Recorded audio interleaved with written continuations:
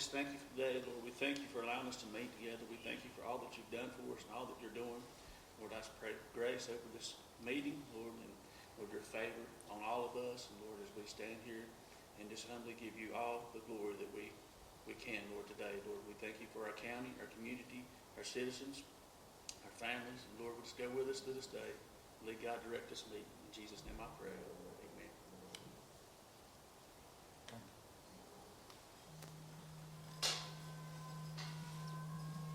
Face the colors. I pledge allegiance to the flag of the United States of America and to the republic for which it stands, one nation, under God, indivisible, with liberty and justice for all. Thank you, sir. We call the special meeting of the Swain County Board of Commissioners to order as of 1 o'clock today. I think we're going to shift just a moment and allow the one person that has signed to come in and address us. So this is Paula.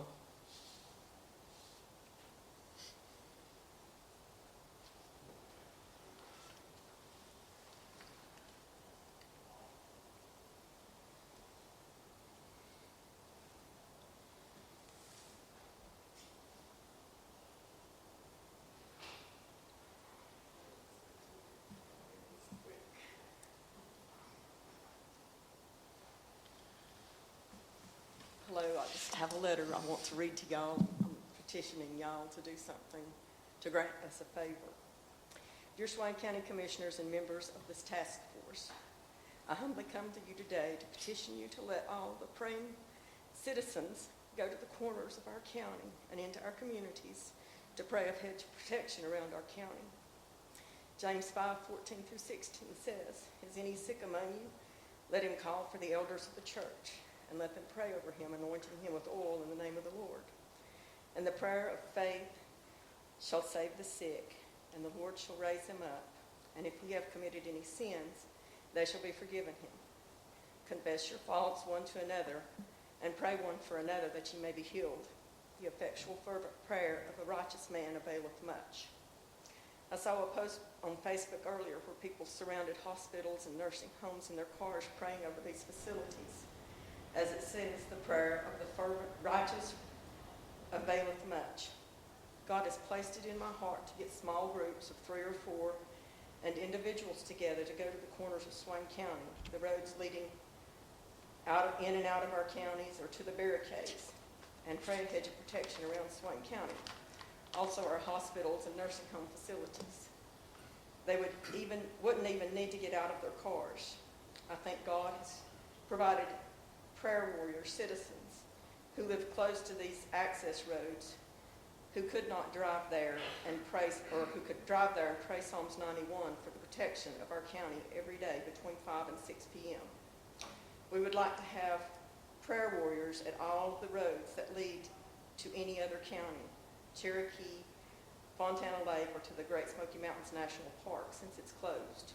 US 19 and 74 east to Jackson County, US 1974 west to in the Nantahala Gorge, 28 north to Graham County, 28 south to Macon County, Needmore Road to Macon County, head of Alarka at the Big Laurel, head of Conley's Creek, head of Kirkland's Creek to Fry Tower, Old Bryson City Road to Koala Boundary Barricade, Old Number 7 Road above the Ela Dam, Coopers Creek Road to the Reservation Barricade, Gate at the Road to Nowhere, Barricade at Deep Creek, Barricade at Galbraith Creek, also any roads or boat ramps leading to Fontana Lake, Almond Boat Dock, Round Hill, Solly, Lemons Branch, Old 28 below the Singer, or past the old Singer plant, Alarka Boat Dock, Greasy Branch, and any other roads or docks not listed here. I think God would love to see the Cherokee Reservation and our neighboring counties do this too. I listened to Jennison Franklin yesterday, and he reminded me that there is supernatural power in the Word of God. We would be praying Psalms 91 over our county. They that dwell in the secret place of the Most High shall abide under the shadow of the Almighty. They will say of the Lord, He is my refuge and our fortress, my God, in whom will we trust. Surely he shall deliver thee from the snare of the fowler, and from the noisome pestilence. He shall cover thee with his feathers, and under his wings shalt thou trust. His truth shall be thy shield and buckler. Thou shalt not be afraid of the terror by night, nor of the arrow that flieth by day, nor for the pestilence that walketh in darkness, nor for the destruction that wasteth at noonday.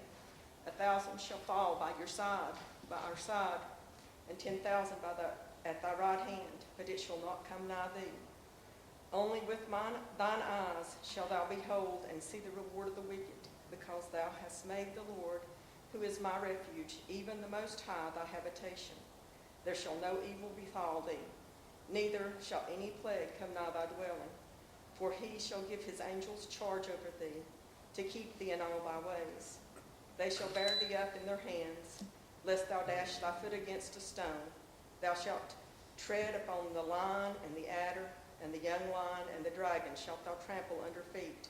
Because he hath set his love upon me, therefore will I deliver him. I will set him on high, because he hath known my name. He shall call upon me, and I will answer him. I will be with him in trouble. I will deliver him and honor him with long life, and will satisfy him and show him my salvation. This is my humble prayer for Swain County. I pray you will let us be a beacon and an example to a lost and dying world. Thank you for considering this request for Swain County. Sincerely, me. There's a copy. Thank you. Do you have an extra copy that you can give to the clerk? So Yes, she I have printed out, I think enough for everybody. I printed out like 15. Okay. Oh, okay. Okay. Yeah, I just used it. But thank you. Thank you very much.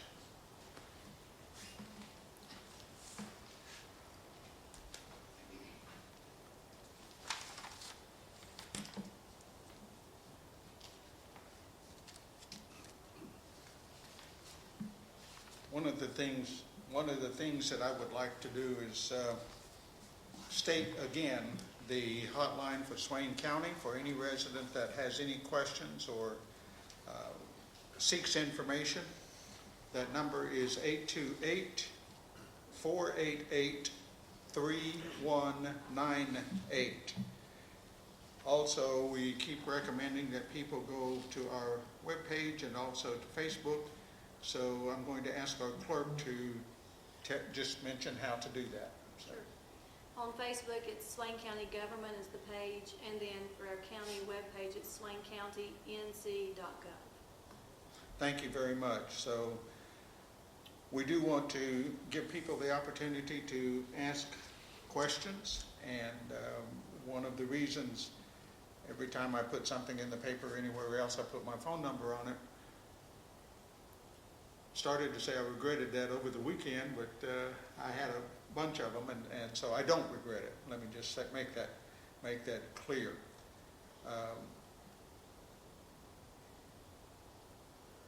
I also want to reiterate that one of the reasons that Swain County and Bryson City signed a local hotline, a local emergency statement is very simply, there are several reasons. One is we get a lot of information from the state and also the federal government, but it will allow us, when funds become available from the federal government and the state government to help with this and assist with this, we can apply for, and I would expect to get some funding to help us do this. This is one of the things that we're all anxious about and getting ready to, I think we're all ready for it to be over with, Mayor. I think that, I think that we just need to know that. I want to say to the commissioners, and also staff, but to the commissioners, that if you have someone ask you a question, I think it's safe to assume that other persons have similar questions, and all the questions that we can answer will help answer those. We want to inform Swain County residents through all means necessary and possible to provide them information, so they're not having to guess or make it up for themselves. One of the things that I have noted is that an answer to a particular question can raise more questions. And I've learned over the weekend that they're not trying to argue. They're just trying to seek clarification for themselves. I'm sure that all the commissioners have been studying what's going on around us and what the other counties are doing. We don't have to copy what they're doing, but we may want to learn from them and see how it is applicable to Swain County in particular, and how we can adjust some of what they're doing if necessary to fit our needs. So we want to remember all of that. So if you get a question, treat it with all due respect and listen to them. And I know you will do that. But again, it's not a challenge. And there's a lot of them that can be interpreted as a challenge to our authority or the authority of the state. But they're just seeking accurate information and clarification. Having said that, I will tell you that I have a couple of questions for the emergency team in just a moment. So I had my chance to make a statement. Commissioners, would you like to make a statement? Dan? I've had emails and things, I've tried to respond to most. There's some that generic, Right. I don't respond to. Some I don't really have the answer on. Would refer them to someone else if I don't feel like I do. But I would agree that we need to try to answer questions or refer someone somewhere where they can be answered. And while you have the floor, Danny, you wanted to give a shout out. Oh, I just wanted to give a shout out to Skywave. It's out there setting up hotspots for the school system for kids to be able to get to points where they can have Wi-Fi. James was going to come to our meeting the other night and explain some of that, but he got a little late, and right now he's probably out doing some of that. And there's a list. They can get the lists out now where the spots are.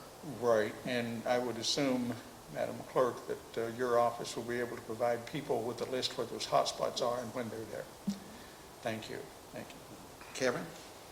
Yes, I think it's important for us to get the information out. And I've had a lot of people call me and ask different questions, and some of them I have an answer to, some of them I don't have the answer to, some of them I may not ever have the answer to. But I think it's good for us to be able to, these commissioner meetings being open to the public as far as via YouTube, social media. I think it's a really great thing because it just kind of puts everybody on the same page.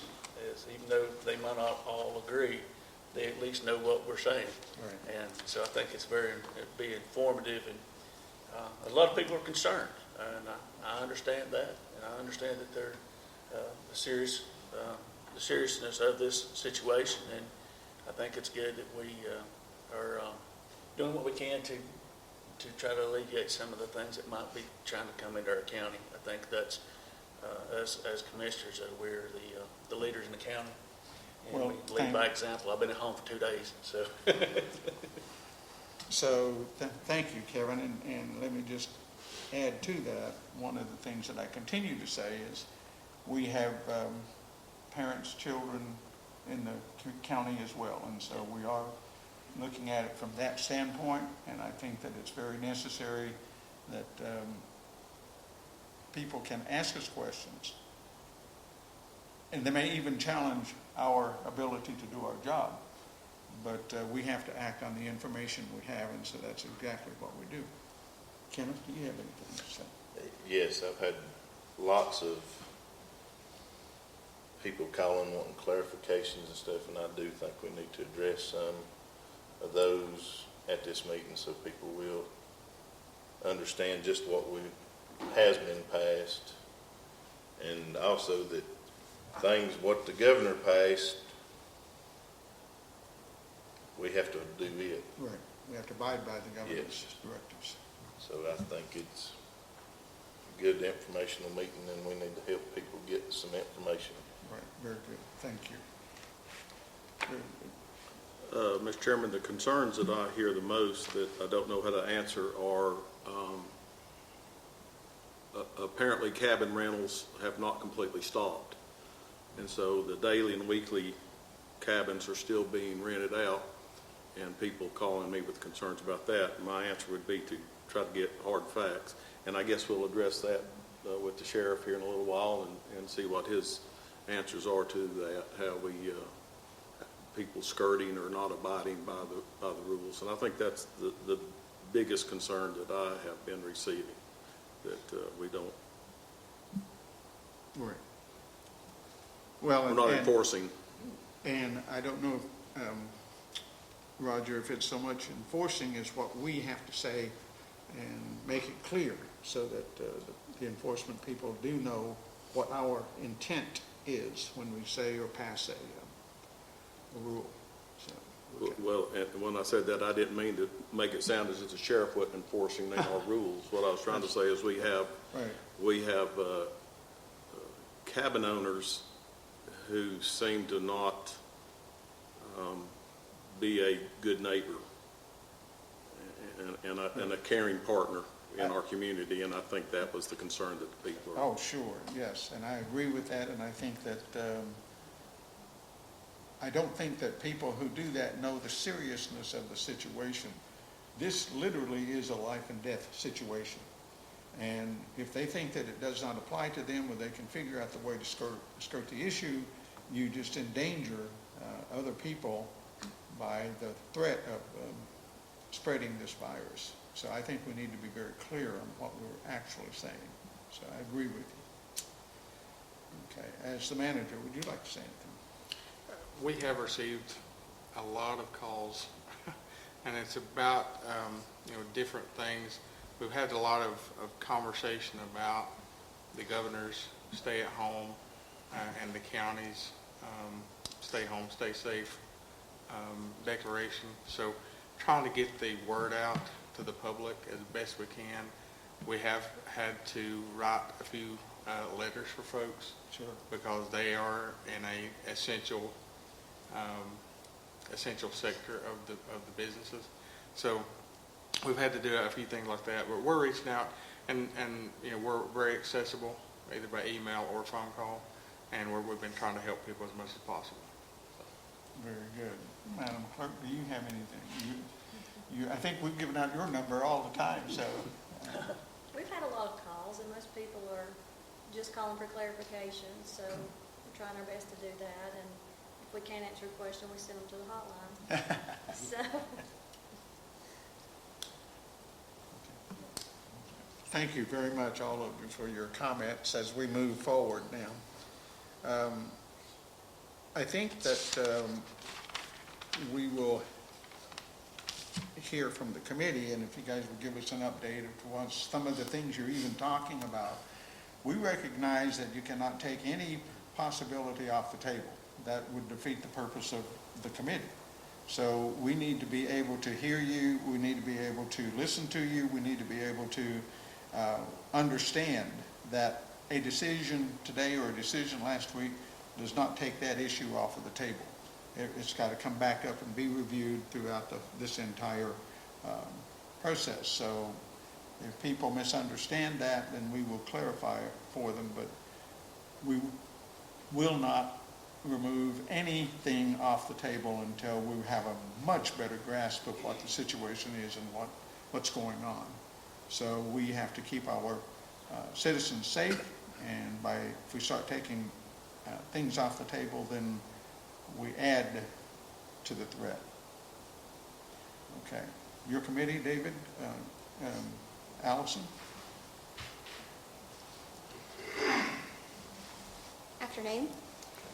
Just an update for the North Carolina cases from NCDHHS. Of course, that's reported daily at 11 a.m. That's when it's updated. There have been 20,864 tests completed.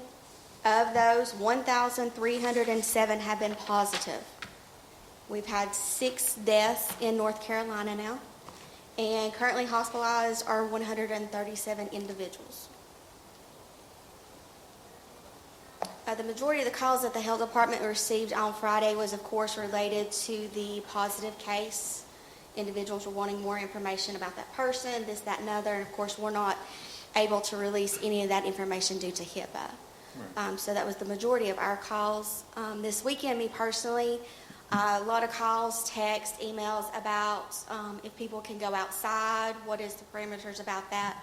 And of course, you can go outside, you can go on walks, you can bicycle, just try to keep 6 feet apart. I also had a lot of inquiries about the upcoming fishing and turkey season that is upon us. And of course, that is the same thing. Do the best you can, keep 6 feet apart, don't travel in groups, no more than 10. And that's the majority of the questions that I got this weekend. Would you explain, just so people can understand, what the HIPAA regulations, what does that mean? We That you can't give out- share various information. Simply put, you cannot give out any personal information about any person. Where they live, who they are, male, female, child, senior citizen, age. You cannot give out any identifying factors for that. Okay, thank you for answering. Gentlemen, any questions? I know we're putting it out there, and I'm like you, I've had a couple people stop me when we were walking in town. One asked why we were out walking, we were supposed to be quarantined. I had one today that said, you heard it on TV that we were quarantined. So it's hard to get this information out, and even when you put it out, it can be misinterpreted in a lot of ways. So I guess I'm just saying, we've got to continue every avenue that we have to get the information out. That's clarified information, because there's a lot of, he said, when you get to ask him, well, where did you hear? Oh, so-and-so said that, So I know we can't combat all that, but just be able to get that information out. And I think the as much as hotline, possible. excuse me, Dan, I think the hotline will help us with that. If someone sees Danny and Melly out walking and they don't think they should be, they can call the hotline and say, why is he doing that? So, and I don't want to see him walking, because that means that I got to get out and walk. So that doesn't sit well either. So, but I thank you, Danny. And yes, that kind of clarification does need to happen. Yeah. So in our discussion this morning at the committee, we talked about informing the public through a frequently asked questions Okay, sure, sure. pamphlet, and talked to the sheriff about possibly doing some outreach, I guess roadblocks, I don't know what you call them, basically where we could hand these out Sure. to folks. So we did talk about that, trying to get more information to the public, where they wouldn't be calling the hotline, they would already have the information in hand. Right, okay, great, good. And I think we can do that. Do you have any loudspeakers on your cars, Sheriff? The best. And when Kevin referenced roadblocks, if it wouldn't per se be a Right, roadblock, yeah, we would be set up with officers, lights on, and hopefully we can get all the information that we want to on a single piece of paper. right. It's going to take a lot of paper. Just hand that out to people as they come by, just for information purposes. Sure, I think that's an excellent idea. Yeah. Wow, I like that. Okay. Oh, did you have any questions? No questions? Yeah, Mr. Chairman, I was going to ask Allison, I guess from a preparedness point of view, how prepared are we if we do get some really sick people? Right now, we are telling people to stay home unless you get critically sick or need to be hospitalized. Does our hospital, can we handle numbers, or what, do you know numbers, or how prepared we are? Would they go to our hospital? Would they go to Jackson County? Would they go to Haywood, Asheville? How would it be handled if we had a few, I'm not talking about large numbers, but I'm saying if we had a few people, a handful of people get sick, are we prepared to handle that in our community, or how will that work? Yes, I believe so. The hospital's been doing their own preparedness plans for the Swain Community Hospital as well as the Jackson County Hospital, and they've been working on that in clearing beds in case we have a surge. And we also can transport, of course, steel to Mission if need be, if the circumstances warrant that. I've been hearing, we hear a lot, ventilators is a word that everybody's familiar with now during this crisis. Do we have ventilators at the hospital? Do we have enough? Do we know how many we have? That I type know of we thing. have some. I don't know the exact number as I look to David. And I didn't mean to put anybody No, on the that's spot. okay. I was trying to wonder how prepared we are and if we need to do anything else to maybe acquire a few more, or what we can do as commissioners to help if something does go a little bad here for us. I'm not sure that there's any available. That would be the big question in my mind. David, can I ask you to come up to the mic, please, because we're being recorded? So ventilators are a big question around the country right now. Excuse me. But when you hear the word ventilator, you're not hearing the entire story. A ventilator is typically used in an ICU bed because it takes constant monitoring and working by nursing staff and physicians. So Swain County Hospital does not have ICU beds, so typically we transfer them to Harris Regional. Those folks that are the level below needing the ventilator absolutely surge capacity and those kind of things we kick in. Swain County Hospital has ventilators in the emergency department to maintain life until we can move it on somewhere. And I'm not sure about the rooms back there. I don't think there's a great capability in the rooms for ventilators. We have 3 ventilators on the EMS units, emergency, quick use type of ventilators that we can apply in the field until we can get them to an ICU bed. So, to answer your question about ventilators, there's a minimum number in the county. There's 8 ICU beds at Harris Regional, I think, and a number of other ventilators around the hospital up there at AR and the OR and places like that. Is there anything that you would need from us, or can we do anything to provide, to be better prepared for that, or are we as... I was noticing, we had an email from one of our suppliers today saying that the Lucas devices that you guys purchased for us about 2 months ago, they were on back order now for anyone else that needs them because they were being bought up for this thing. So we were just in the nick of time on those, thank goodness. And then the ventilators were being back ordered, and as well as the life pack monitors that we do the cardiac monitoring with are on back order. So being able to get any additional equipment like that right now would be extremely difficult. Thank you, Mr. Chairman. Thanks, David. Did you have anything else? Okay, any other questions? Well, I want to ask David, okay. as far as other supplies you have, like gloves, masks, is that readily available now, or is it on back order too? We have a 2 to 3 week supply on hand. We have an avenue through the state to do emergency requisitions for those. So they're telling me that should I need more, they're available. The masks and gloves and gowns, those things. We went back about 2 weeks ago and did just-in-time training, retraining for our staff. They all go through the PPE training, personal protective equipment. But we felt like it was a good time to reinforce that. So each call that our 911 system asks questions that would give us an idea this might be a COVID call, then the dispatchers are notified, and the EMS is notified by the dispatchers, and they're wearing that PPE. Good answer. Okay. I do have a question Okay, for go ahead. the county manager. The list of questions, most frequent questions, do we have that list here that maybe we could answer some here? We're developing them, based on the order, so I don't have a copy of it here. Because I've had several questions that I thought maybe we could clarify from curfews to, because I don't believe we've set a curfew. I've had lots of people ask me about curfews, and some businesses wanting to know if they're essential, from yard mowing and stuff, which I believe we went over that it was maintenance. Right, it's part Lots the- of maintenance stuff was considered essential. But if we can get that, and we could go over some of them on live at one of these meetings, might help without having to even do all the roadblocks too. We can take some of the, so there are some on the state's website which mimic a lot of the order that we did. The only exception is ours is more stringent with hotels, motels, and also realtors are not a part of the professional services. So as far as the majority of the questions can be answered by that one website.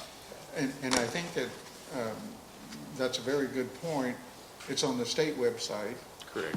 And anyone who wants a copy of what he was talking about, it's 1, 2, 3, 4, 5, 6. It's 6 pages long. But if you could find your question in this, that would help. And we're trying to provide that kind of information on the website as well as other places. So just keep watching that, and those addresses should show up so that people can know where to go to get this information. So it is going to be, Sheriff, as your deputies and your staff work to give people information. You're right, it's going to take a lot of paper, but I think it's deserving. So The other part that we discussed this morning, we had several folks mention the fact that, and it is good policy, looking at a regional effort, you don't want to be one county that's not doing what another county is doing, because you would become the refuge county. And so one of the practices Jackson County put in place this past weekend is a quarantine period for people coming back to Jackson County, maybe for the Right. summer, have a mandatory 14-day quarantine period, also requiring them to put in or to bring with them supplies for that 14-day. So what you have in front of you is that particular amendment to the declaration, so for your consideration. If we did when we do the fact sheet for the sheriff to hand out, we may want to put, if you did pass this, we would want to put that quarantine period where he could also pass it out to the people that would pertain to. right. I have a copy of Jackson County's, and one of the other things that I have is Haywood County Stay Home, Stay Safe Order Explained. And so, if people have access to Smoky Mountain News as well as the Smoky Mountain Times and just keep reading those, I mean, I recognize that a lot of people do not subscribe to the Smoky Mountain News, Smoky Mountain Times, or news, but news is free. But the Smoky Mountain Times, they carry a lot of information about what we're doing and what we're trying to do and the purpose behind us trying to do that. So it's just another way of getting this information out. It may sound like a duplication, but it is not, because people get their news and their information from varying places. So we need to hit all of those places. Okay. That was So, it? That was it, yes.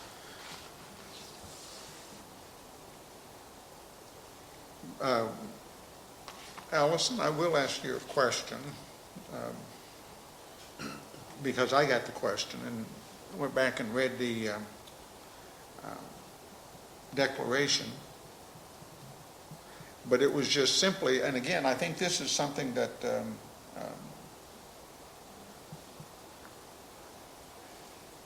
we pass it here, and then we do supplements, but we don't carry this forward. There's no need to, but people get confused with that. The question is, what it states is visiting relatives in senior living centers have protocols, and they have to follow those. My question is, has that changed, or are people still allowed to go into nursing homes if they follow the nursing homes protocols in order to stay safe and keep the person safe? Well, that's changed over time, so my best answer would be, if you do not need to be in that center, do not go to that center, period. Okay. Don't risk the lives of your elderly parents or those other individuals in that nursing home. If it is, they get their own guidance from the state. Okay. Nursing home facilities Okay. do. Okay. But I would say that they're not letting anybody in unless it is an emergency or possibly like a hospice Right. type Right. with that. I believe that's the only time they're letting anybody in at this time. Okay. They could call the home or the place of their relatives' living place, ask them that question about the protocols and everything, and they would be able to tell them whether or not there is no visitation or what the protocols would be. Correct. Okay, good, good.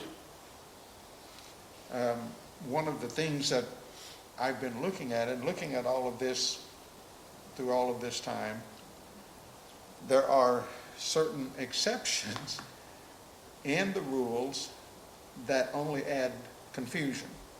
And what I'm thinking now are churches. Churches can't have anyone in their buildings over the number of 10, except, and that's the exception, for a funeral, and then it's up to 50. But it does not say whether the 50 is graveside or the 50 is in the sanctuary of the church. So that would be very confusing to me if I had to answer that question. The committee met about that.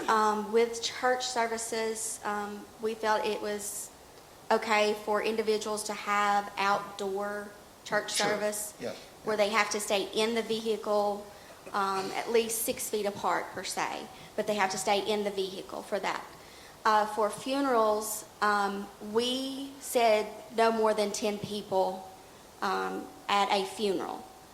The governor said 50, so ours is more stringent, so we Right. would go by the 10 Okay, so Swain County's direction is 10, whether in the church or at a funeral, unless they stay in a vehicle at the cemetery. at the cemetery, or at least do social distancing. I mean, if you're Social doing a distancing. funeral at the funeral home, it's 10 indoors. If you're outside, we recommend no more than 10, but there's no way to control that at a graveside service, in Sure. my opinion. Sure. So you would need to do at least 6 feet distance between each person and do the best you can with that, Okay, is my personal opinion. sure, I understand, and that's all, we don't have any set rules on that particular issue and no set answer, so I can see where it would be confusing, but I think, Do you have anything other than that? I mean, I service there? yeah, I think that if we just stick with the number 10 and. As a stick- group setting, Yeah. yes. Right, stay with that, we would be fine. And you're absolutely correct. We've had churches asking about doing the services outside Yes. if everyone stayed in their car. And as long as they're in their little capsule, there really isn't too much of a problem. So, okay. Thank you. Welcome. Thank you.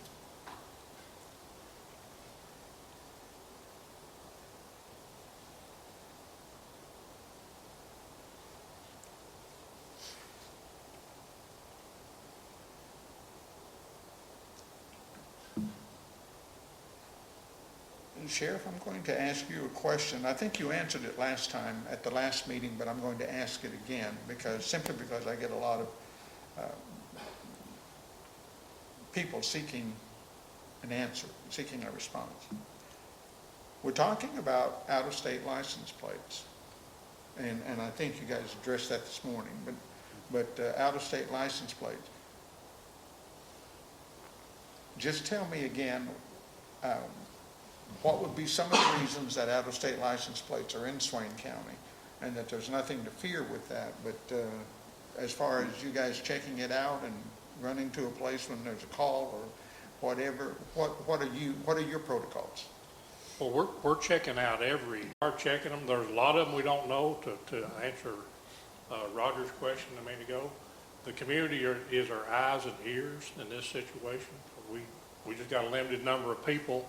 Sure. And it's hard to know where all these places are at. If they're not listed in with the county as rentals, there's a lot of them we don't know. But we're checking lots of places. I have personally checked a lot of them myself, and we're doing everything we can do to make sure that those people that can be here are the ones that's here. The other ones, we're telling them to leave, and we've told a lot of them to do that, Okay. that they gotta go. And every one of them that I'm aware of right now has been very compliant with that. Mr. Chairman, I just, Yeah, go ahead. good afternoon, Sheriff. Hey, Roger. I know you're busy. So what is your direction to those people, and that's the concern I'm getting the most from us, is not being compliant, cabin owners not being compliant with that. What is your direction? What should they do? Should they call your office? Should they call the hotline? What advice do you give for people who feel like we're still talking about, they're still doing daily and weekly rentals? Right. What direction do you give people? They can certainly call our office. Our office number is 828-488-0159. I'm sure they can call the non-emergency line at dispatch at 828-488-2196, or they can call the hotline. All that information will come together, and we'll check them out. Thank you, Sheriff. Very good, thank you, I appreciate that. Mr. Mayor, would you like to address any of this for the city itself? Just a couple things, folks. One of the things I want to emphasize to the public is that we have been on board with the county commissioners, as the five of you know. We worked a lot with your emergency management committee, and I feel like we're all on the same sheet of music. We're doing our best to keep every proclamation, what have you, that comes out of this room goes onto our Facebook page so that folks know that we're in sync with the county. The rules are the rules. I would like to thank our local business folks. They've really been cooperative with following these rules. We have not had a lot of problems. Very few instances where we even needed to clarify things. We haven't had anybody just want to be defiant. Other than that, one of the things that would be of interest to the inside the city limits community would be that we are not turning anybody's water off at this time. That's we put a moratorium on that for at least a couple months, and we want to go past this. Late fees, we will not be assessing late fees. Eventually, we do want people to pay their water bills, but we're not going to shut you down. We understand this is hard times, and we also understand that hard times financially won't stop just because we lift this period. There'll be some catch up there, and we understand that. So I wanted to get that out to folks at this venue to go, we're not going to shut you down, don't worry. Other than that, that's all I have, and we appreciate you. Thank you, Mr. Mayor. Thank you, Mayor. Also, I think we've received notification from Duke and a couple of other companies that they're not going to do the shutdowns either until we all figure out what's going on. Yes, So- Duke Energy and Old Dominion. have I'm both sorry, said- Duke Energy? Duke Energy and Old Dominion, which is Oh, the. right, Old Dominion, yes, right. Okay, good.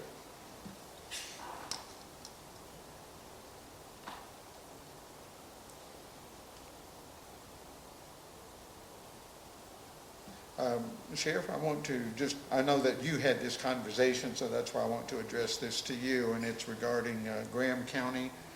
They're putting up road blocks, but you had requested that they move because it was in Swain County, not in Graham County. Is that accurate, or is that not accurate? No, sir, that's not accurate. Okay, They had requested to put roadblocks in Swain County, and I told them no, that if they want to put them in Graham County, we'd support them 100%. right, As far as I know, they have roadblocks at 4 different locations. It'd be the Skyway, Topeka, Fontana Dam, and Solly, but all of those are well into Graham County. okay, good. They did have Jersey barriers up, the hard concrete barriers, but I believe they had to take them down and just put wooden barriers up. Okay, that's an interesting point. The concrete versus the wood, do you know where that came from, where that directive came from? David could probably answer that better than I can. From my understanding, Department of Transportation in Tennessee had some problems with those hard concrete barriers at the state line, and ask them to move those out and put just wooden barriers up. Which I think some of them got through over the bank over the weekend. Oh, gosh, yeah. I got a question on that. Okay, go ahead. I've had some people, I was watching some social media stuff out of Graham County, talking about Dills Gap,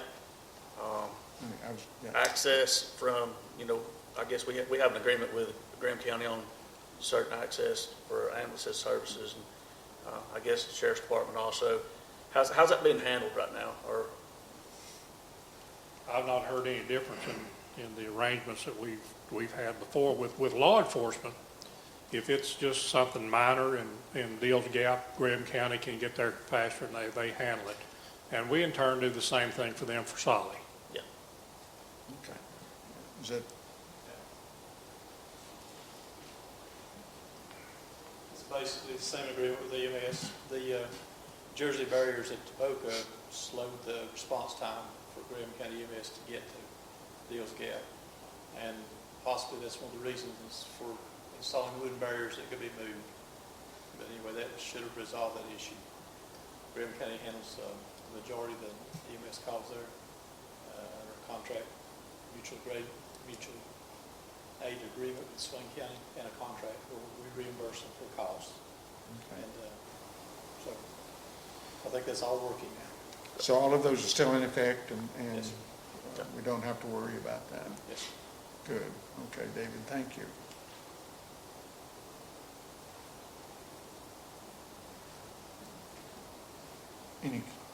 Any other questions?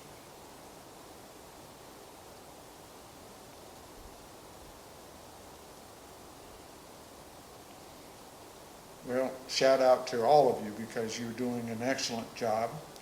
And shout out to the commissioners because they're doing an excellent job. Shout out to staff because they're doing an excellent job. And so I think that this is this is a good place to be during this time, but I don't want an influx of people coming in because it's a good place. But I think that we've got the correct people at the correct place. And Mr. Mayor, thank you for joining with us in this, and I'm sure your officers and stuff understand and hear what we are saying so that they have an idea what's Yes. going on as well. Good, thank you very much. Okay. On the topic of the emergency statements, anyone have anything else? One of the questions on, that we're going to be asking, it's probably already been answered in ways that you can answer it, is how are we going to police the people that are coming in to see if they have their grocery? How are you going to tell if somebody's quarantined for 14 days? I mean, that's the questions we're getting out in the public. I got one. The people want, and see, that's the ones I don't have an answer for. I'm not sure how, if you can do that and how you're going to do it. Well, if the public is looking for 100% compliance or checking 100% of the out-of-state tags, it's not going to happen. There's not enough hours in the day. There's not enough people in my office to do that. We will enforce as we can, where we can, and right now we've not had to write any citations, but that's not to say that we won't. And that's something else we want to address. With a Class 2 misdemeanor, we talked about this a little bit the other day. It's a 1 to 60-day jail sentence. It's a judge's discretion with a probationary sentence and community service, a fine up to $1,000. So it's not just like it's a slap on the wrist. It's very serious. It goes on their record, on their criminal record, and will be there till the day they die. Basically saying, Sheriff, it's not worth it to try to get around this, do it. It wouldn't be worth it to me. Right, yeah. Danny, did that get you? Yeah, well, and that's what I assumed, but it's good to hear it. Yeah. People to hear it again, because there's no way in heck we're going to cover everything. There's just absolutely no way. A lot of people are saying, okay, well, when we do this, how are we going to ensure it?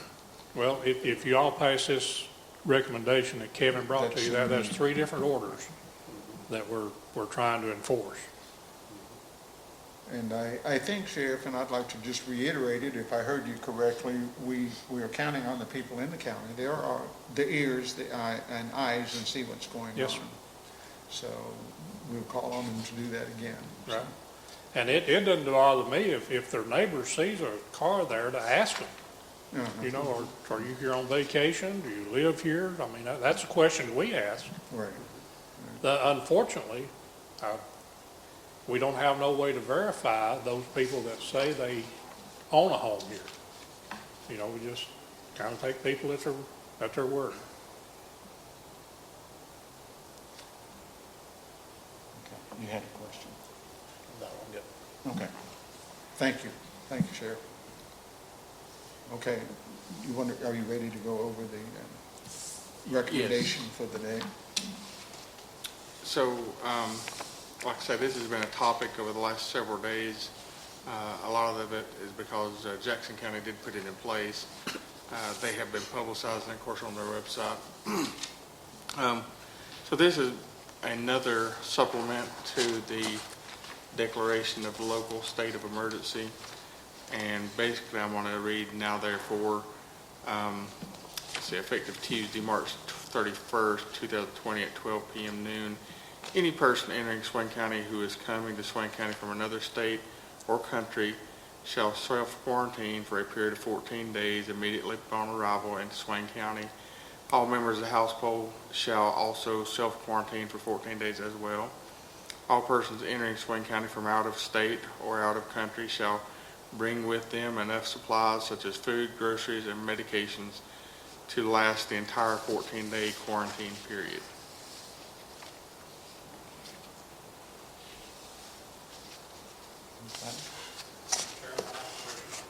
Sure. Go ahead. So as you all know, more than me in the tax office, about 50% of the tax bills go to out-of-state people. A lot of them are coming here that owns homes. Is this quarantine going to include them? I would. Yes. Yeah. We've got a yes over here. And I've got a yes here, and mine was, what I was going to say was I would make that assumption. And I think anyone who sees this and understands it should make that assumption as well. But what is your point? Well, that was my assumption too, but another question to go along with that, the ones that's been here more than the 15 days or 30 days, that's a whole different group of people. It is a whole different group of people. It would assume, I'm going to turn it over to Kevin in just a second, but I would assume also that they technically are Swain County citizens. But they got out-of-state tax. But they've got out-of-state tags. You're absolutely right, Sheriff. Absolutely. You want to respond to that, Kevin? So yes, it would include all part-time residents that are coming back for the summer or leaving their place of residency in other states. And it basically, this says any person entering Swain County. Okay. So again, I think, Sheriff, you're absolutely correct. We're not going to catch everybody coming in. We're just not going to do it. It's almost an impossibility. So I'm assuming that means all. I just want to be clear before we go out and start enforcing it. All means all. All means all, yeah. Okay. I got one question on the wording there. You have it on the top line, who is coming to Swain County from another state or country. And down on the next line, all persons entering Swain County from out of state or out of county. It's country. Okay, so We're that just is reiterating that. Yeah, it was a misprint. Sorry. okay. Good catch, Danny. I didn't even notice that.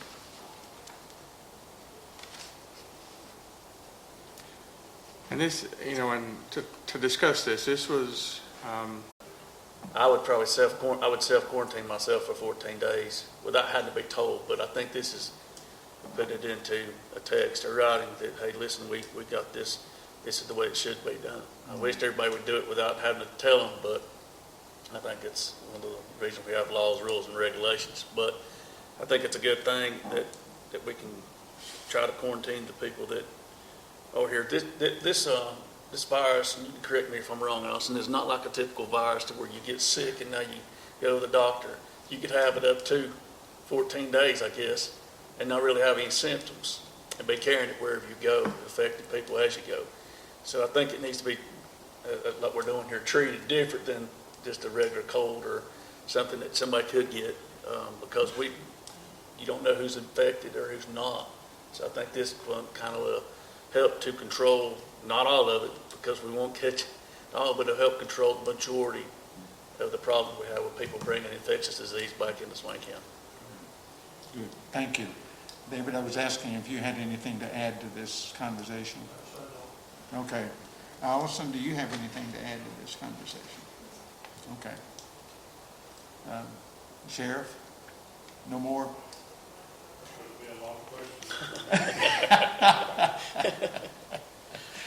Okay. Commissioners, we have on the table an addendum to our state of emergency. Do you have any questions that can be answered? No questions, then I think we will put this on the floor for adoption. So anyone, we need a motion and or a second to adopt this particular part of the state of emergency resolution. I'll make a motion that we adopt the third supplemental declaration of local state of emergency. You have heard the motion that's on the floor. Do we have a second? Second. We have a motion and a second on the floor to adopt the third edition amendment to the state of emergency. Any questions? Mr. Chairman, I don't have a question as much as a statement. I just want to say these are unprecedented times, as we have said many times before. We don't enter into these things lightly. This seems to go contrary to a lot of what we seem to live and thrive on in this country. But we're trying to do the best we can to maintain safety and slow down the spread of this virus in our community. And so for that reason, I'm in total agreement and just wanted to make that statement that we don't enter into this lightly. And we're doing it for the best reason that we think that we can possibly muster up for our community. And it has been said that distancing is really the only tool that we know that we have to slow this thing down. So, okay. Anyone else got anything to say? If not, then I will ask those who support the adoption of the resolution, the third resolution as pointed out, please raise your right hand. And we have passed it unanimously. Okay. That's it. One of the other things that I want to say, and I want us to work with our staff very closely, but we have to get back to the business of the county, more specifically the budget of the county. And so while I appreciate the tenaciousness that is exhibited by the emergency meetings that we're having, I think we can move into a regular meeting, and this will be always the first item on the agenda for every meeting we have at this point, moving forward. But we've got to get back to some county business too. If we believe we're going to get out at the other end of it, we've got to take care of stuff in between now and then. So, any questions or comments? I believe we should still have the emergency meetings, and then we can go back to our regular schedule on our meetings. Have these meetings and I'm for that. Okay, that's what I'm saying. That's what I'm saying. We'll open them up as we do the regular meetings, but we'll have other agenda items, not just this particular issue. No, I'm talking about if we have to do these like on a Monday, Wednesday, Friday, then we do a Thursday night regular. Well, I think that we can count on our committee, emergency committee, and our manager to determine when we need another emergency meeting. And it would not interfere with our regular schedule meeting, but we could have it anytime. Mr. Chairman, Yes, sir. I think I can speak for the committee. If you all hear issues that we let us know. I mean, we can discuss them before you get into this session. Right, And right, if we have recommendations to bring right. to the board, we can do that. Well, I think, Sheriff, that we know that a lot of stuff has to be discussed in committee rather than coming here and then having to take it back to committee. If we can get to you before, the talent is here. It's not really here. We hear a lot, and sometimes we get drawn into an emotional decision, not a decision that is preferable and for the county. So that's what we count on you guys to do, is have your emotional meetings and get all of it out of the way and then talk about what the real situation is. So that's what I'm hoping will happen. Mr. Chairman, our next scheduled meeting is April 9th. Are you saying that you don't want to meet again until April 9th, or are you saying that? I'm saying that I want us to get back on a regular schedule, and if April the 9th is the business meeting, that's fine.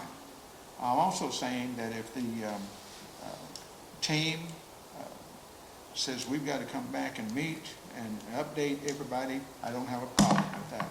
If the 9th is too long, that's actually 10 days, I think.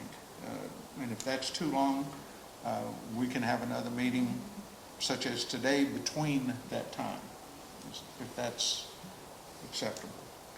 And I'm merely stating my opinion. You guys got opinions as well. State them, and let's determine what we want to do.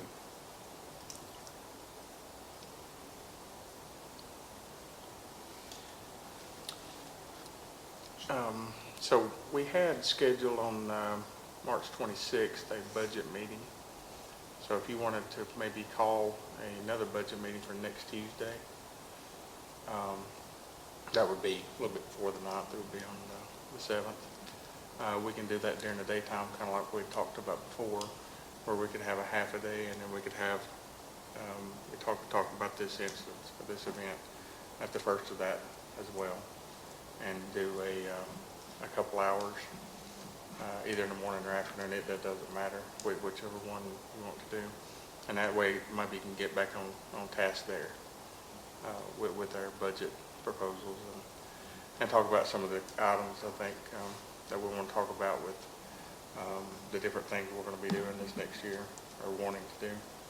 So.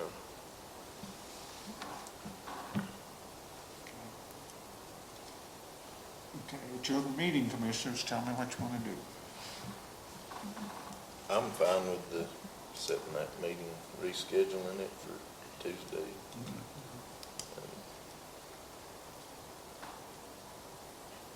Okay, why don't we do that, and then we'll determine at that meeting where we go next. So, Was it going to be It's going to be from 9 to 12. 9 to 12? And we will delay the TDA because that would kind of go against their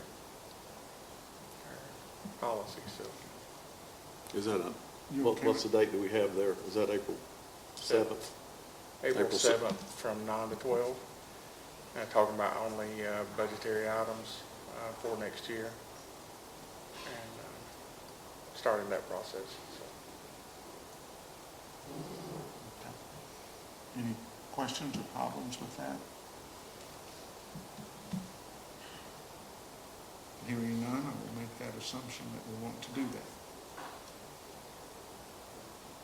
that. And I'm hoping, Mr. Chairman, we can always gather for an emergent meeting if one's needed.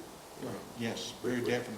And the 48-hour, is that rule still in effect if it's an emergency meeting? It's 24 for an emergency 24 and 48 for a special. Okay, so with a 24-hour emergency meeting would be all we'd need a day, so I'm good with that. Okay, guys, ready? A couple other things. Okay, no, I'm not ready to adjourn. Oh, okay, I thought you were. No, sorry, but go ahead, go ahead.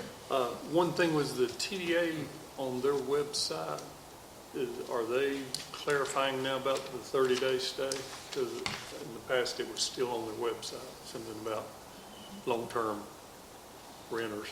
We'll get them an updated copy Okay. of our ordinance, which the chairman and the That mayor signs website and for. the chamber website needs to be updated as soon as possible. Yeah. And the other thing was, I've had a lot of questions about essential businesses. I don't think we've had any discussion on, We have not, the term essential and what that. yeah, and who falls under that? Well, I know there's a long list, but there's still some gray areas that people are wondering about. So, Okay. Do you have any examples of what you're talking about? well, I had somebody, for example, ask me, says the vape shop an essential business? It would be considered a store. So technically, if that's where you would buy an item. So yeah, I think it would qualify with y'all, I think. Any reaction from people as to a vape shop?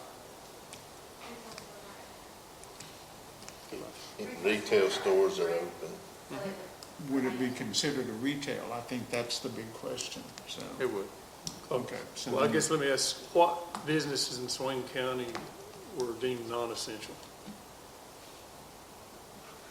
I know a lot of business closed voluntarily, but what businesses, give me examples of businesses that should be closed that are deemed non-essential.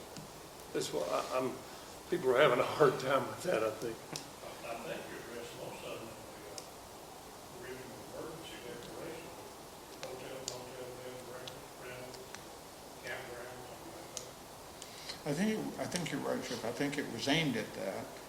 If we want meat to get out and start walking, I'd walk to the ice cream shop.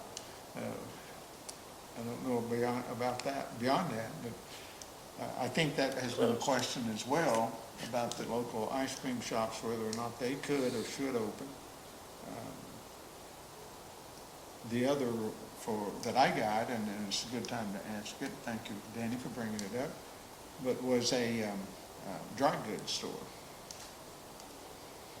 And to me, that would seem fairly essential. So That So- would be classified in the, I guess under the convenience store or well, I think building store or well, retail. retail, so retail that would be okay for them to open. What was explained to me was that they do sell boots and things to police and EMS and that kind of stuff, and so I don't think they want to sit at home and wait until somebody needs one and then run down to the store. So it sounds to me as if the retail would fall under that. So, I'm sorry. I'm sorry. Well, one person that I had seen, that had to question the fly The fly fishing equipment store, and that would be retail also, wouldn't it? So Yeah, and I mean, neither in our declaration or the governor's does it prohibit you from fishing, so you would need supplies or tackle to go supplies fishing. and equipment to do it, yes. So going back to your comment also, Danny, about, so you got to look at not only the executive orders, you got to look at the executive orders, which are 4 governor executive orders. And then now we have 3 statements, 3 declarations from us. So pretty much all of those, you got to go by each one that's stringent, the most stringent of all of them. So a lot of the stuff like, hairdressers, tattoo parlors, what was it? A bunch of, Nail salons and all that was yeah, closed. things like that. That was covered separately, so we didn't even address that in our stuff. So you got to look at that different order there. So it's a lot on what document really you're looking at, unfortunately. It's not all in one concise place. And I think that's where the sheriff is having issues with educating the public on what is prohibited, what is acceptable, things like that. So, Well, should we read this came from the governor's, from the state's webpage, didn't it? This is the frequently asked questions. Right. Should we read this to maybe get some clarification? Try I to. will ask you, Mr., you want the clerk or you want to read it yourself? The clerk can. Or Kevin we can split up here. can read some of it. Right. Because this has a thing that says, this order permits, which I know on this it says hotels. But ours does not. Ours does not. Right. Yeah. Okay, well, So- Kevin, would you mind reading the whole thing then? No, You can, I don't have a problem. you can say We'll what switch it off. says and then say that what ours does not allow in the same process. I'm not saying you can't do that, I'm just saying that he's dealt with this. But even after this, we'll probably still have questions, I'm sure. But Sure. And I'll be glad to email it or put it on Facebook or put it on our webpage, or if somebody Yeah. wants to call and get it, I mean, fax a copy or. Sure, Well, the more we do that, then maybe Right. the sheriff won't have to yeah. go and hand out pamphlets. Or they can also go on that state webpage, right, and get it. Yeah. And Which I'm sure we it can is. have a link to that for Okay, the state's okay. part. So. Has, But let's go ahead and read it today so that if there's any questions out there, Okay. they will hear some answers, I hope.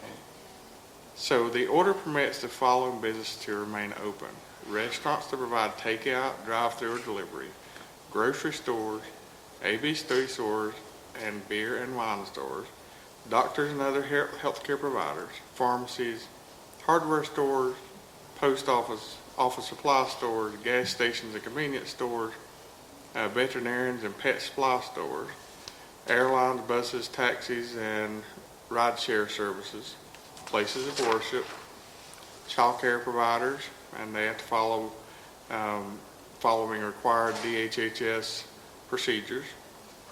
And there is also a link there to get the rest of the businesses that pertain. So what does stay-at-home mean? It means people should stay at their residence and limit social interactions and travel for essential activities or essential business purposes.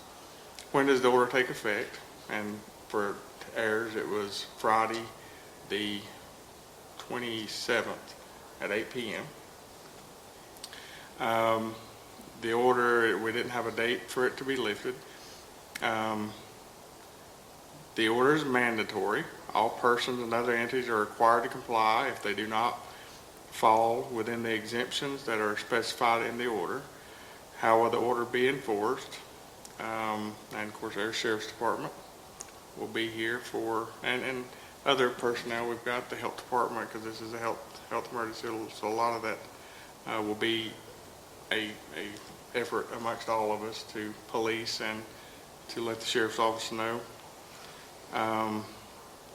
Can I leave my home to visit friends or family members? Individuals may leave their homes to care for a family member or friend, or to help their family member or friend get essential goods and or receive necessary health care. Individuals should not visit with friends or family members if there is no urgent need. What if I require medical attention? Individuals may leave their homes to receive necessary medical care. Can I leave my home to exercise? People are encouraged to maintain healthy lifestyles, including outdoor recreational activities such as walking, pets, and jogging. While exercising, individuals should maintain social distancing and continue to take protective measures to maintain their personal health and well-being. Does this order prohibit outside group exercise? As long as the group abides by the mass gathering provisions in the order and maintains adequate social distancing, this activity is not prohibited but is strongly discouraged. What if my home is not a safe environment? Individuals whose residents are unsafe or become unsafe, such as victims of domestic violence, are permitted and urged to leave their home and stay at a safe alternate location, which can include a motel or a shelter. Excuse me. That one's struck. Can I take my kids to the park? Unless your local jurisdiction has closed parks, people may go to the public park and open outdoor recreation areas while following social distancing and mass gathering guidelines. And our park is closed, however, our walking trail is open, so they can use the walking trail at the recreation department. Our entertainment, personal care, and grooming businesses that are closed under Executive Order 120 is supposed to remain closed. Businesses prohibited from operating under Executive Order 120 shall remain closed. What businesses may reopen? Essential businesses are defined in the order and may remain open. Other non-essential businesses must remain closed unless permitted. Let's see, does my business need any documentation to continue operating? Businesses and not-for-profit organizations that are deemed essential do not need any documentation from the county or the state to remain open. What if my business is not listed as essential and I cannot conduct business operations and maintain social distance between employees? If your business is not included in the list of essential businesses and operations and you believe it is essential, you can call our office here at the county building or the 488-3198 number to kind of get a list of what is essential and what is not essential, and we'll make that determination. And I'll give you, for instance, there was a person that was engaged in a non-essential business, but they switched the job, and so she became essential based on what her job duties were. And so that she then qualified. So we have taken that on a case-by-case basis. Let's see. Are religious functions allowed? Religious gatherings are subject to the mass gathering ban of 10 people or more, and participants should practice social distancing. Are weddings allowed? Weddings are subject to the mass gathering ban of 10 folks or more. Participants should practice social distancing. Are funerals allowed? Funerals are time-sensitive events that may have no more than 10 people. Participants should practice social distancing. Can I still attend religious services? The order allows individuals to attend their places of worship if they follow a mass gathering ban and do not have more than 10 people assembled. Social distancing should be practiced. Places of worship are encouraged to stream their services online to accommodate people complying with the order. Are car dealerships open during an emergency? Car dealerships and other places that sell automobiles are essential businesses that may provide relief for those who have transportation issues during the emergency and are permitted to remain open. Can I still mail items and get deliveries? Yes, the Postal Service and private mail and delivery service are essential businesses and will remain open. Can I still go to my substance abuse treatment groups or other groups' counseling sessions? Group counseling sessions are subject to the mass gathering ban and may not have more than 10 people. Participants attending in person should practice social distancing.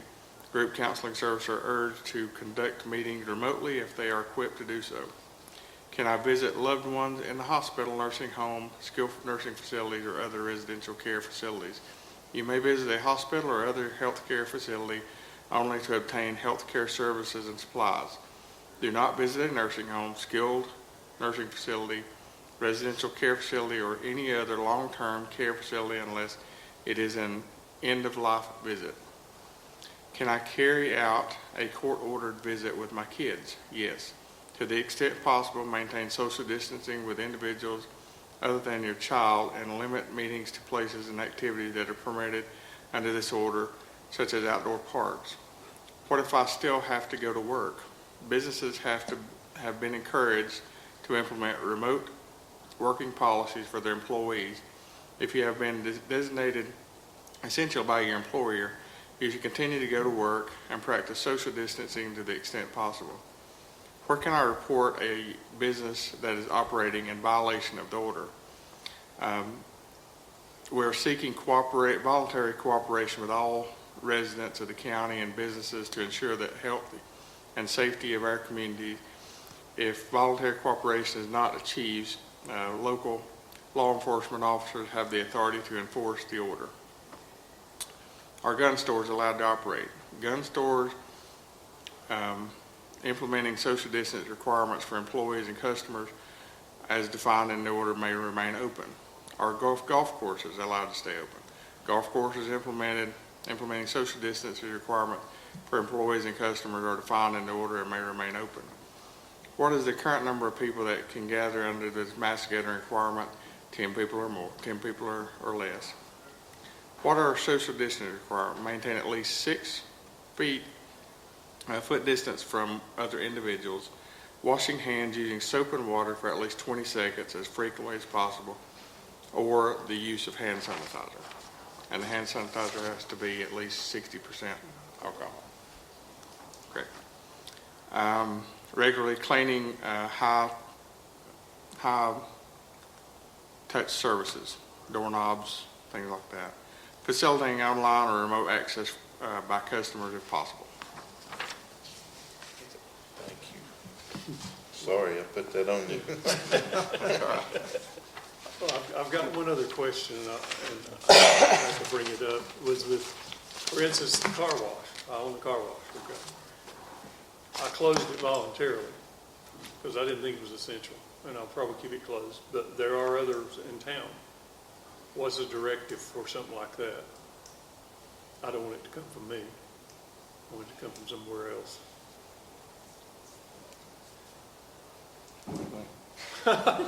No. Well, based on things you read, see, there is some areas where things There are gray areas. It's all, how do you determine that? I don't feel like being the position I'm in, I can tell others to close and not close my business. I'm good with staying closed, but Go ahead.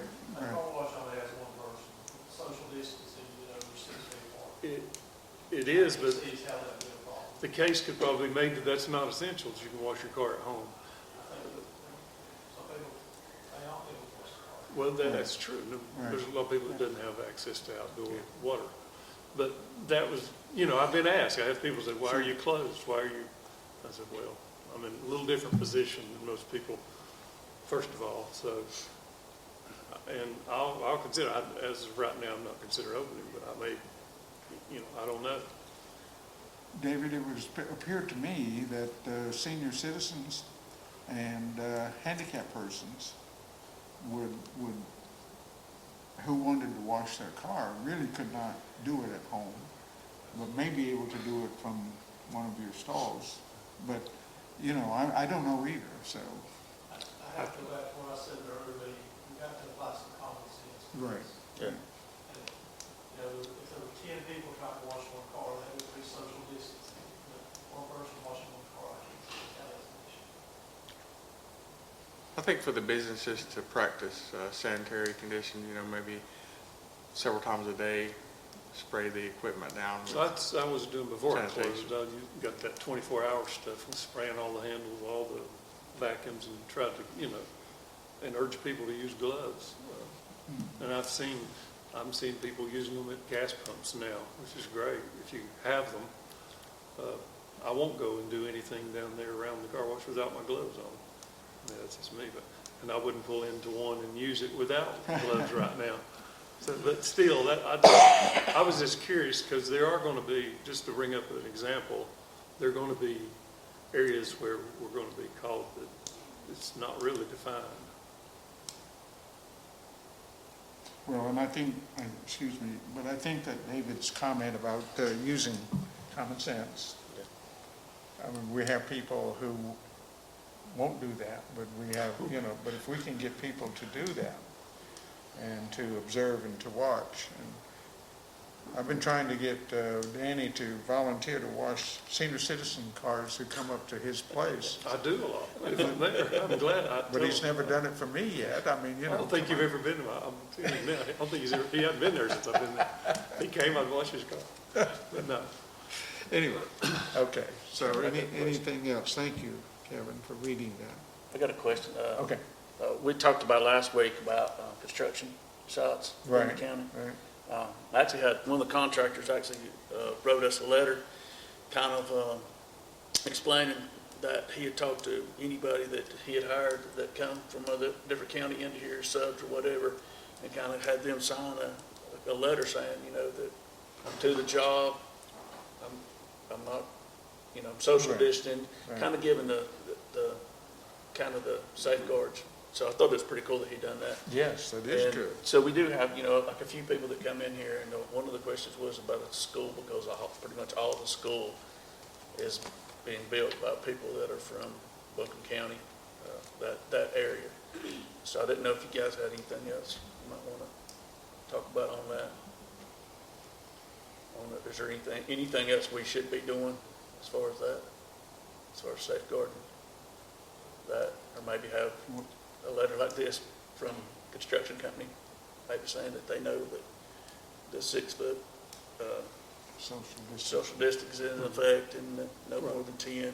It may be good to get a letter to the sites that you know of, Yeah. that where there's multiple workers like that, and just say, here's our recommendations, that we'd ask you to follow. And most companies, I'd say right now, have that probably in place, but still would be a bad idea. All the major construction sites in the county, and just, it wouldn't be a bad idea to deliver a copy of that to those Ask to comply with. this person to, if they will allow us to copy what he or she has done and get it so that we can use it in helping ensure that other construction companies do the same. That's fine. Yeah, we can do that. I think that would be. We could do that and kind of adapt it to maybe fit what we're doing, and maybe I could give it to Kevin. Kevin Yes, look give it over to it. Kevin. And then we could actually, as a building inspection department, could probably just take it to the sites when we go do inspections. That way we can make sure pretty much everyone's got the same letter. That'd be all right. Getting permission first, of course. Mr. Chairman, I have a couple of things maybe before we close. I wanted to announce that the senior center is delivering meals for the elderly. If you call, put my glasses on, 488-3047, they might be able to line up and deliver meals to the elderly. I also thought that before we dismissed, or that we might want to, I don't think anybody has an issue with the request by Ms. Barton brought forward to us to go to different areas of the community and pray over the community. I don't think that's an issue whatsoever, so I'm sure that is, but no one mentioned it after she said anything, so I think that we're all in agreement that is perfectly fine. We're going to talk about it and see if we even have to do anything. I don't know that if they stay within that 10 limit and social distancing, we don't have a concern that we would have to address. So that would be my comment on that. One of the only other concerns that I had too, and I think I called some of you about it, about some of the cabin rental people asking about the timeline, and I told them that we didn't set any timeline. I don't believe we're in a position really to set a timeline, but they were asking about it, and which in the governor's timeline was what, 30? It was a 30. Yeah, but none of them came to speak today neither. So I think they probably realize that we might not be able to set a timeline because this is an ongoing thing. Well, and not only that, but the governor's orders would supersede ours anyway. So we can be more stringent, but we have to follow what they. I think where this is coming from is the fact that they may have rentals that they would like to set up for after the effective date. So Like to be able take to take reservations. They want to be able to take reservations for on up in the summer, and at this point, we don't have enough information to say an end date. We don't know when the end date's going to be. There are different end dates out there. I think the governor's his order is for April 30th. He's also put school out until May 15th. So there's difference in dates. And then the federal government also is April 30th as well. So I think you should leave it without setting a date at this point. Well, those are so arbitrary. Any date that is set is so arbitrary that you can't do it anyway. Correct.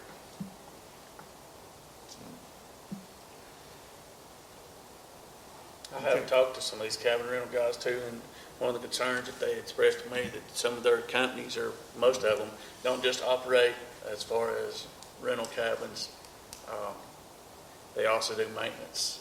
They also do cleaning. They got all these that are coming out of the same hub, so they wanted to express that, hey, we're not operating this way. We're in maintenance mode, cleaning mode. One of the cabin companies said they're cleaning out every house they've got and completely changing linens out. Everything's gone to kind of keep this effect down. I thought that was pretty good. And as far as the realtor, someone told me that we're doing virtual now. We'll show a house virtually, and that's it. So I think it's good compliance on some of that.